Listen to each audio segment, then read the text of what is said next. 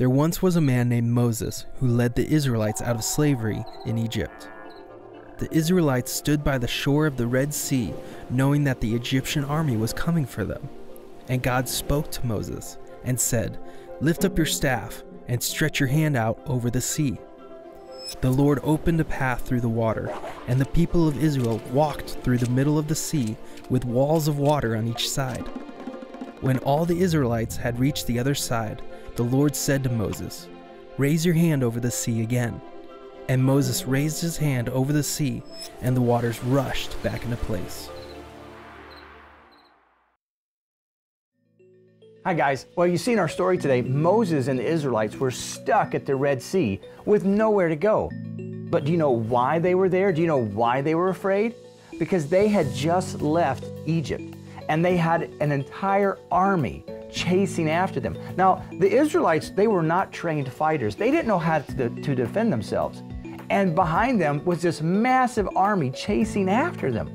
And they're stuck now with this big sea right in front of them. This wasn't a creek or river. It was a massive body of water. And there was nowhere to go. I'm sure they felt a little bit afraid. But you know what? When we have daring faith, we can be courageous. We can be brave. Even if what's going on around us is a little bit scary, we can still be brave. And Moses was. Moses listened to God, and Moses did exactly what God told him to do. God told him to raise his staff and that he would literally part the sea so that the Israelites could walk across on dry land. But the Israelites had to have faith, daring faith. Now it's kind of like this. So if I'm holding the rock, but I really want to pick up the helmet, I have a decision to make. Now as an astronaut, which is going to be more helpful to me, the rock or the helmet? Well, of course the helmet is. But to pick up the helmet, I'm going to have to let go of the rock.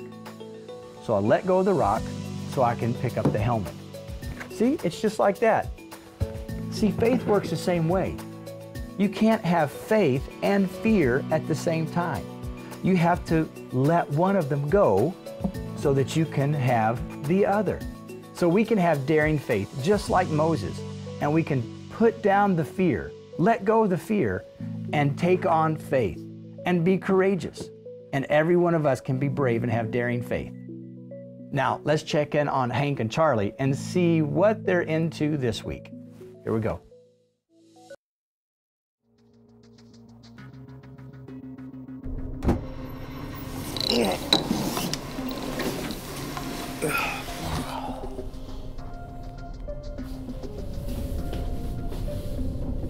What is this place?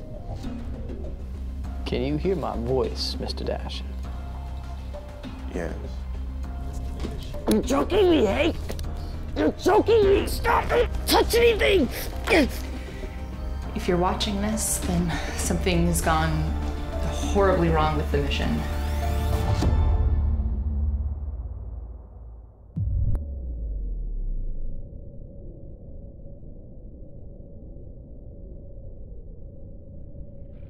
They hypnotized you? I think so. Wait, why'd they hypnotize you? Obviously to make me do something that I normally wouldn't want to do. I mean, it's not like we took a test or anything to tell who's smarter or whatever, because Wait, are you jealous that I got hypnotized and you didn't? I mean, it just would have been nice if I could have had the option. Are you serious? Just trust me. Listen. Come here. I've got a need for speed. Okay. What can I do for you, Captain? I'd like to discuss our options, Mr. Ames. Options? If we proceed, we'll be sending those two men to their death. I never agreed to that.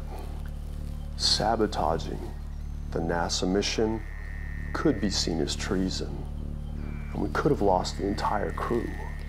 NASA was incompetent, and you know that. If they would have gotten the UN support, they would have monopolized the entire event. And may I remind you, Captain, that your presidential candidacy is only an option if Blast becomes the sole provider for interstellar matters. I agreed to this plan because I believed that your company had the most potential to do the most to protect the world. But I don't know anymore. In one of his greatest works, Faulkner said that no battle is ever won, that victory is an illusion for philosophers and fools. Do you believe that, Captain? I believe true victory is worth fighting for. So do I. So do I. Now, Captain, you and I are both men driven by ambition, but I am not in denial of mine. The worst is over. Finish it. So why do we need all this stuff? Because you're gonna fix the radio. You're gonna fix the radio with just an Xbox. Yep. It's pretty genius, huh? Stop it. Just stop it. I'm sick of all your ideas. Hey, I'm just thinking out loud, okay? Besides, Grandma told me that my brain is about 13% faster than most people's. Grandma tells you that? Yes, all the time. Grandma crawls around with a bowl on her back because she thinks she's a turtle. No, she does not, okay? She does that because she thinks she's part of the turtle family. They're very different. Mission control to Launchcraft 1. Mission control to Launchcraft 1. Come in, Launchcraft 1. Launchcraft 1. Come in if you can hear me. I'm not getting a signal from any of their systems.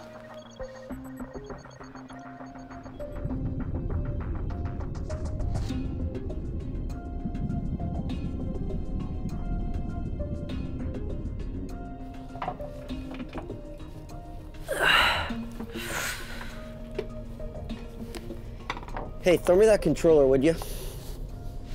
Thanks. I wonder what Grandma's doing right now. She's probably trying to, like, vacuum the ceiling or something. Before we left, I told Phil to come by the house and bring her something to eat and some water. You told our neighbor to feed and water our grandma. Well, yeah, I didn't want her to go hungry. How many times a day? 3. Yeah, that seems about right. I think I got it. Is it working yet? There's only one way to find out.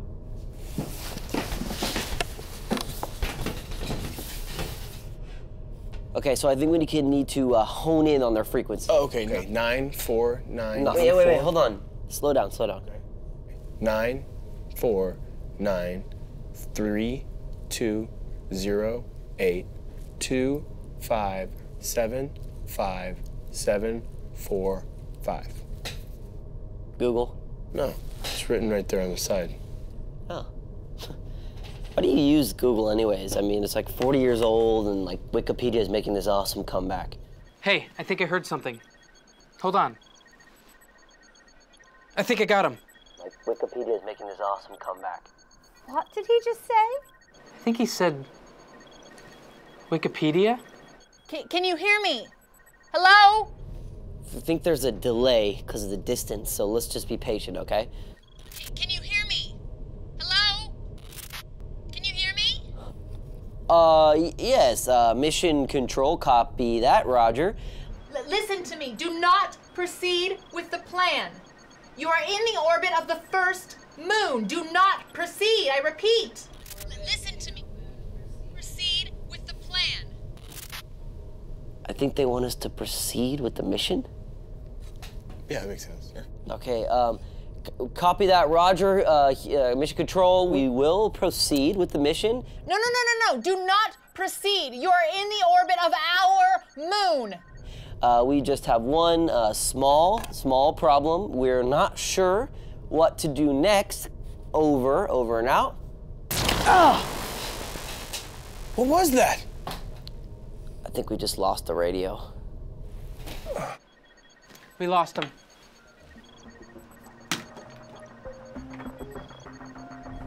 I think they want us to do it. Oh, man, well, at least we found that button. They You know what this means, man? That's the kaboom button. If the ship goes kaboom, we go kaboom. Stop messing with this thing, man. Come on, give that back. But you bring it anyway. I didn't bring it. I found it in her stuff. Hey, isn't that lady? Yes, I told you it was that lady. Dude, Wait, go back, go back. I can't see anything, man. Look, go back. Your big head is in the way. Give me the camera. I need you to listen closely. There's an escape pod attached to the shuttle. They didn't mean for it to be used, but it may be your only option.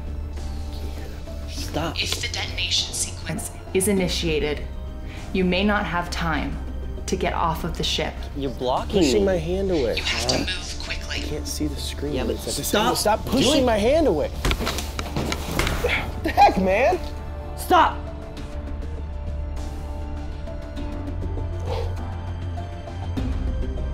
That was so close. That would have been so bad.